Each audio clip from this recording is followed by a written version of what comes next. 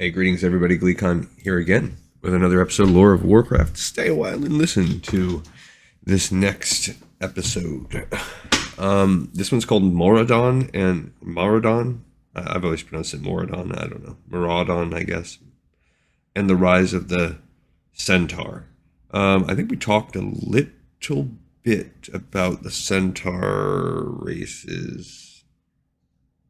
I don't remember exactly where. I can't remember. But I feel like we've touched upon where they came from. Maybe not. Maybe this is it. We know that this is a big race, particularly throughout Kalimdor in the Desolace and Barrens regions. And Maraudon, I guess. Maraudon is... I think that's somewhere in the Desolace region. Big Centaur dungeon. Okay, so this is 1100 years before the Dark Portal. We're getting closer and closer. For thousands of years, the nomadic Tauren wandered Kalimdor's lush forests, living in harmony with nature and the elements. Of the many lands the tribes roamed, one in particular became sacred ground for all Tauren shaman. It was called Mashanshe, or the Loom of the Earth Mother, named in honor of the mythical deity who they believed had created the world. This verdant grassland sat along Kalimdor's western coast, wedged between the jungles of Feralis and the Stone Talon Mountains, and this is what will become Desolace. Drawn by faint elemental whisperings, the Tauren shaman grew convinced that the Earth Mother herself dwelled somewhere beneath the meadows. They spent decades attempting to wake her by communing with the region's elementals and conducting celebratory rituals. The shaman eventually succeeded, but they soon discovered that the whispers they had heard did not come from a benevolent Earth Mother. They were echoes of something far darker, something from Azeroth's violent elemental past. From the depths of a massive cavern below the grasslands emerged a colossal Earth elemental, Princess Theradros, a descendant of the elemental ruler Therazane.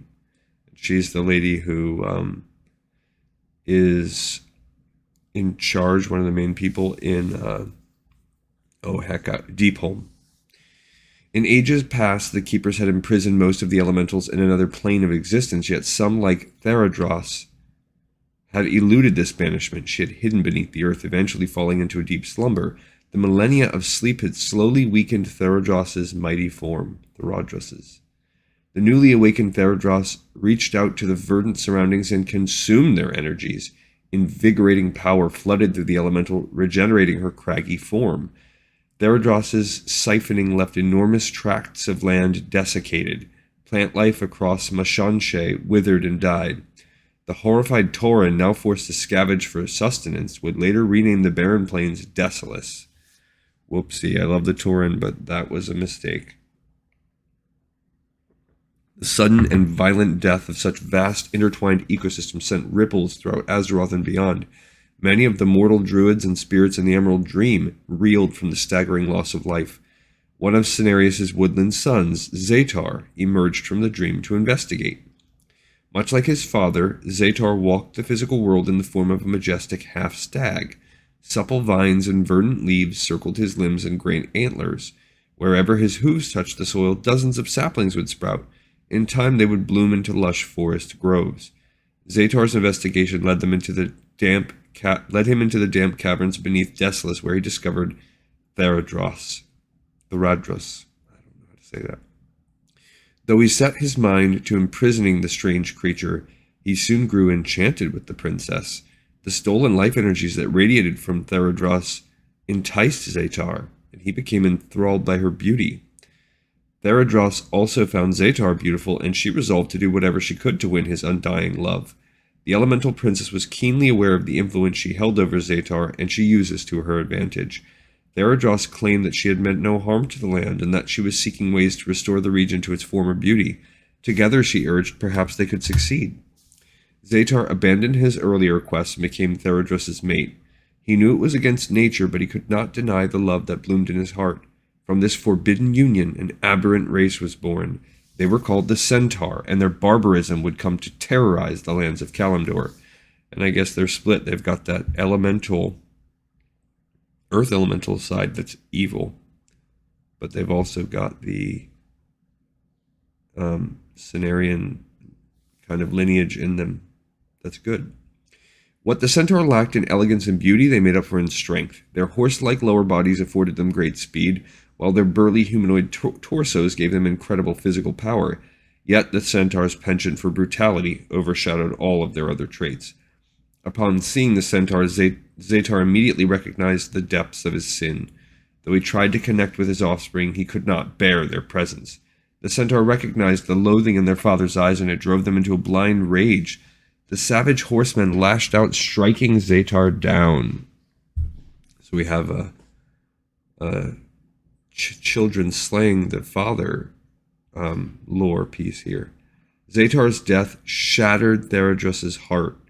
The elemental princess chastised the centaur for their senseless murder, and they grew forlorn at realizing they had hurt their beloved mother. They begged her forgiveness and promised that from that day forward they would honor and revere their late father. Theradras later entombed Zetar's spirit in the great cavern where she had once slumbered. The centaur would name the site Maraudon, and ever after they would treat it as holy ground. And if you go to that dungeon, it's like a burial spiritual ground with all these centaur spirits that go throughout it. The centaur quickly proliferated, and they fanned out across Desolace. They unleashed their wrath on the hapless Tauren who inhabited the area, forcing them to abandon their homes. Yet Theradras's barbarous children did not stop in Desolace. In the centuries that followed, marauding bands of centaur would hunt down Kalimdor's Tauren, igniting a long and dark period of war between the two races. Okay, so we established one of the more evil races, not pure evil, because you can certainly get a good rep with their factions. But a neutral at best race. And we also have some more Tauren backstory, kind of an error that they made. And we have the establishment of the region of Desolace, why the centaur are in that region and the adjoining regions. And we have a period of war set up for the poor Tauren. All right, another episode in the Pipes 5x5. Thank you guys for listening to this one. I will catch you all on the next episode of Lore of Warcraft.